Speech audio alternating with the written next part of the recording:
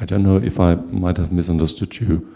Is it possible to have enlightenment as we define it, as peace of mind, without having a non-dual experience? Yes. So it can happen anytime. It can happen to me, for example, because I've never had a non-dual experience, at least I can't remember. Yeah, well, you know, what how do I explain this? Non-dual experience is really a result of certain changes. Now, if those changes can happen in a different way, you won't necessarily have the same experience as if those changes happen through a different methodology. And yet, if the changes happen, that's what's important. So if you don't have the side effect, in a sense, it doesn't mean that the change hasn't happened.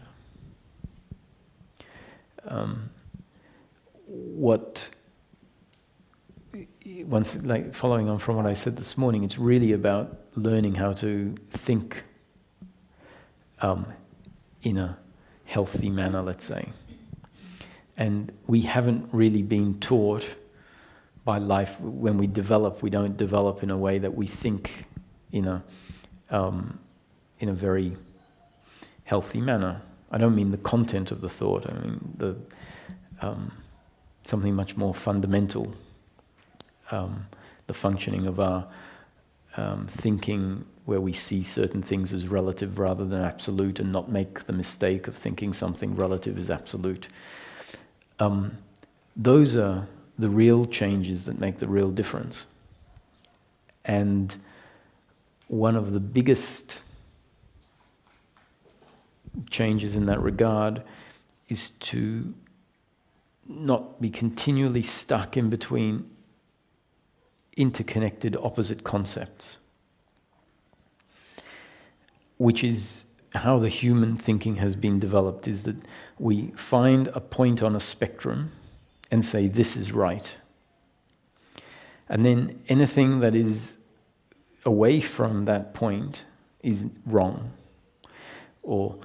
So we then end up with right and wrong. And if we remain on that spectrum of thinking, then everything is either right or wrong, good or bad, pleasurable or painful. And that's in a way, that's a flawed way of thinking. And non-duality is effectively trying to get us off a spectrum of right or wrong, or off any spectrum of healthy or unhealthy, action, inaction, and take us out so that we can see the full spectrum as valid. And if we see the full spectrum as valid, we're not placing ourselves somewhere on the spectrum.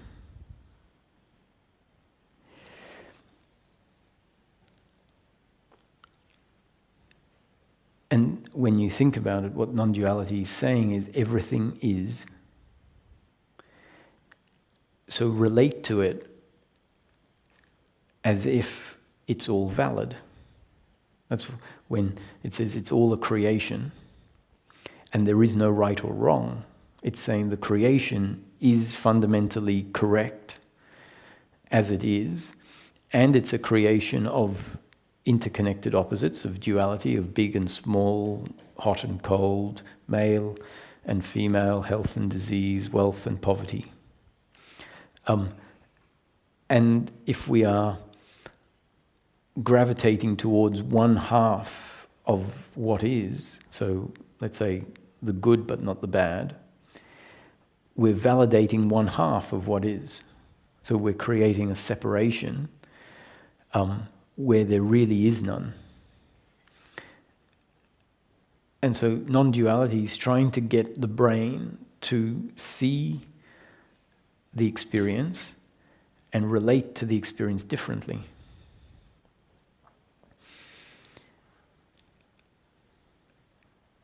Simply trying to get it to not discriminate, to not judge. So some teachings will say there is no pleasure or pain unless you label it that way. So that's not really true, because pleasure or pain, as we talked about before, give me your finger, if you're sure there's no pain, I'll chop it off. And just don't label it. Right? And you don't label it and there's no pain, but there actually will be physical pain. But for the purpose of the exercise of not judging, when a teaching says there is no pleasure or pain, it's saying it for a reason. For the purpose I just mentioned, it's not absolutely correct. But if we look at what it's trying to achieve, it's very clever. And no need to undermine it, because it is serving a purpose. So the teachings will say, there is no good or bad, because they know that you're habituated to labeling something as good or bad and then taking sides. Right? Whatever you label as good, you'll be on that side. And what you label as good might be what someone else labels as bad, and what someone else labels as bad is what you label as good. So the teachings know that you're effectively attached to pleasure, to that which you say is good, and averse to that which you say is bad.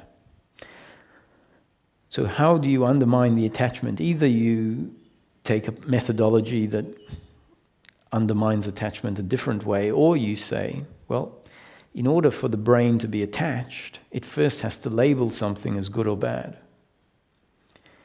If it doesn't know whether it's good or bad, it can't get attached to it. So when the teachings say, there is no good or bad is an incorrect label of your mind. It's a false functioning of your mind. So stop doing it. And that's how you'll start to see what is, when you stop labeling it as good or bad. And as I said, that's not actually true, because when you see the world without attachment to outcome, you can still label something as good or bad relative to a certain benchmark, and that's actually very important, to be able to come back and do that in order to live life on a practical level. But let's not go there, because that undermines the process, and the process is very valid. The process is, if you don't label anything good or bad, then you are seeing it as it is. And it says, actually labeling it a good and bad is a bad habit, and it's ignorance. So stop it. And so we will start going through life, and when something happens, we just say, oh, it is as it is, or it just is, which is great, isn't it? That's now starting to see life, and instead of saying, well, that's bad, we just say, we're now seeing it without judging it.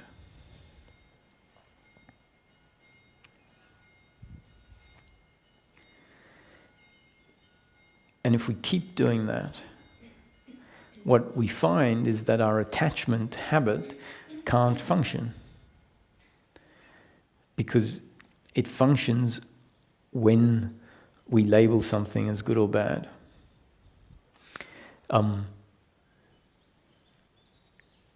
That's a way of dealing with attachment, but in an indirect way.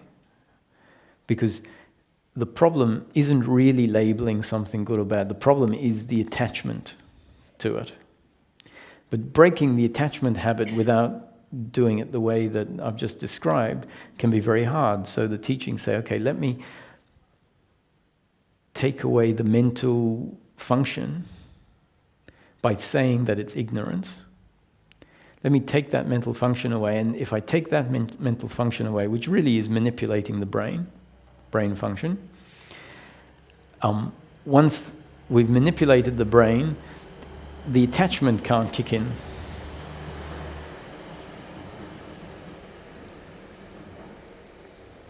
Make sense?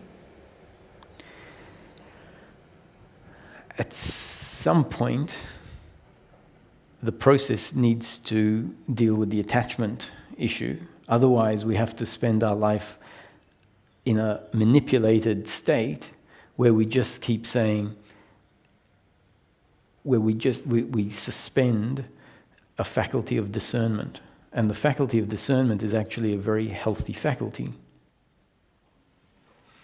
The problem is we can't have that healthy faculty working when attachment is present. Because as soon as that healthy attachment of discernment kicks in, and attachment is there, it creates a gravitational stance on the spectrum of good and bad. So the middle path, Buddha's middle path, to me means stepping outside of interconnected opposites. And often the middle path is heavily misunderstood to be a path of moderation, which really means, on the interconnected opposites of eating very little and eating very much, the middle path is moderation, just have a little bit of this, a moderate amount of this and a moderate amount of that, and that's the middle path. That's not the middle path as I understand the middle path. The middle path is you step off the spectrum of eating too little or eating too much, and in the middle eating just the right amount. You step off and you see from the middle path, you see that wherever anyone lands, including yourself on that spectrum, is valid. That's non-attachment. Non-attachment where you can still, if once you've stepped off the spectrum, you can then still say, well, relative to good health, having 15 glasses of Coke a day is drinking too much. However, when you're on the middle path, which is outside of feeling identified by a position on the spectrum, you can say that it's too much and yet not judge yourself if you find yourself functioning that way. You can see someone else functioning that way and you can say, relative to a particular benchmark, the benchmark of good health, let's say, drinking 15 is too much, so you can place them on the spectrum as too much, but you see that as completely valid. Not valid relative to good health, but valid to life. So non-duality is really a movement of relating to the duality of life, which will be there all the time, differently to the way we did before. Remind me of the question, because I went off on a tangent.